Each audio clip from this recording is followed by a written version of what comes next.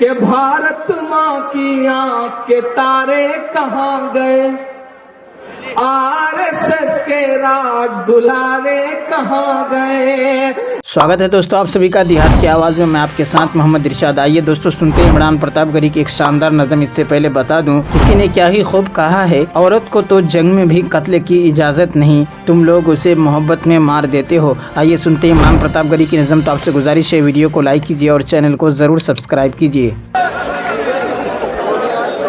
صاحب روشن دان کی باتیں کرتے ہیں، ایک کشمیر سنبھالے نہیں سنبھلتا ہے، اور بلوچستان کی باتیں کرتے ہیں کہ بھارت ماں کی آنکھ کے تارے کہاں گئے، RSS کے راج دلارے کہاں گئے۔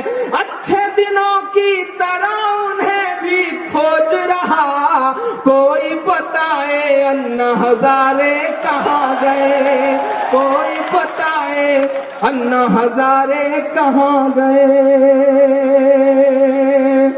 اچھا انہیں بھی مالا پہنانی۔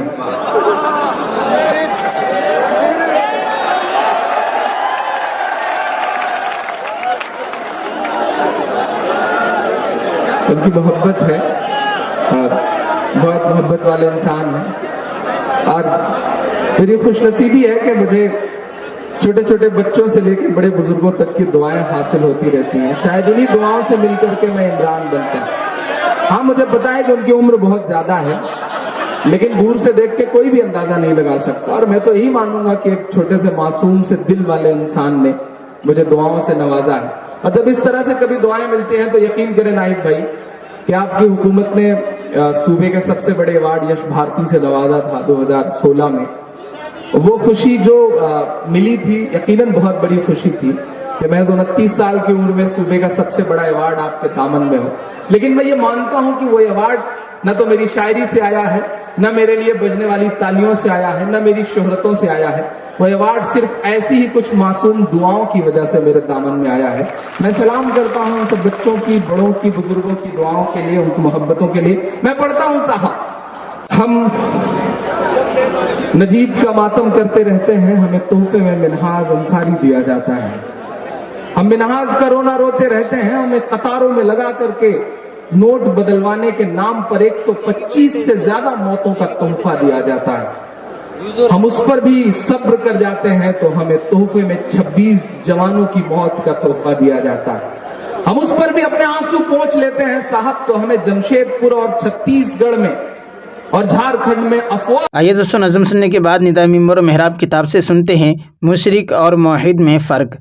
گرامی قدر احباب، شرک سے بے حد احتیاط کی ضرورت ہے۔ شرک کے شائبے سے بھی بچنا چاہیے، کیونکہ شرک کا انسان کے عقائد، اعمال، اخلاق ہر چیز پر اثر پڑتا ہے۔ ایک مشرک اور موحد انسان کے تصورات، جذبات، خیالات اور سیرت و کردار میں بہت زیادہ فرق ہوتا ہے۔ موحد خالق کو پوجتا ہے، مشرک مخلوق کو پوجتا ہے۔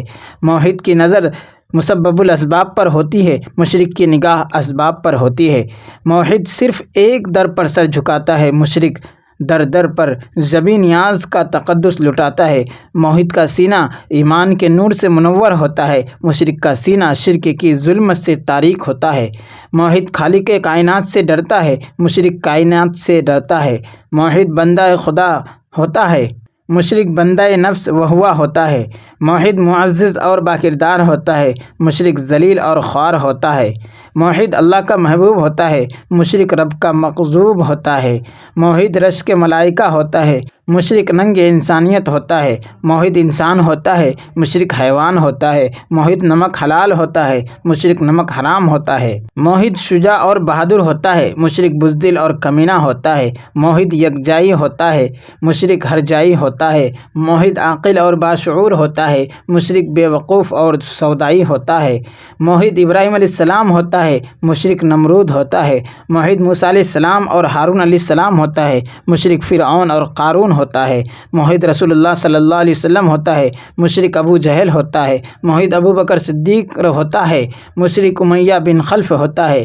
موحد عمر اور عثمان ہوتا ہے، مشرک عتبہ اور شیبہ ہوتا ہے۔ موحد علی مرتضیٰ ہوتا ہے، مشرک ولید بن مغیرہ ہوتا ہے، موحد بلال حبشی ہوتا ہے، مشرک ابو لہب ہوتا ہے۔ میری ان معروضات کو محض لفاظی مت گردانیے گا، بلکہ یہ تسلیم شدہ حقائق ہیں۔ اسی لیے تو قرآن حکیم اور حدیث رسول صلی اللہ علیہ وسلم میں توحید کی اس قدر تاکید اور شرک کی اس قدر مذمت بیان کی گئی ہے، اور طرح طرح کے دلائل دے کر توحید کی اہمیت کو اجاگر کیا گیا ہے۔ دوستو، ویڈیو کے آخر میں آپ سے گزارش ہے، اگر ویڈیو پسند آئی ہو تو ویڈیو کو لائک کیجیے اور چینل کو ضرور سبسکرائب کیجیے۔